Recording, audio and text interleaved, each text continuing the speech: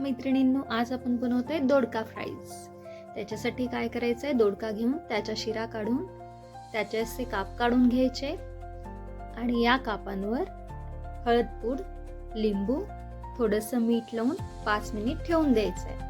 तोपर्यंत आपण याला लावायचं बॅटर तयार करूया. त्या बॅटरसाठी बाउलमध्ये अर्धी वाटी बेसन, तांदळाचे पीठ, जिरे पावडर, धने पावडर, चवीप्रमाणे मीठ, थोडासा सोडा, तिखट आणि पाणी घालून छानसं मिक्स करून घ्यायचंय.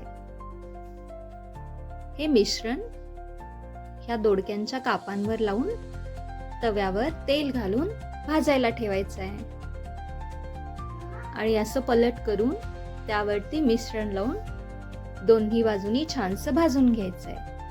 आणि तयार आहेत आपले दोडका फ्राईज, एक मस्त अशी साईड डिश जी चवीला खूप छान लागतात.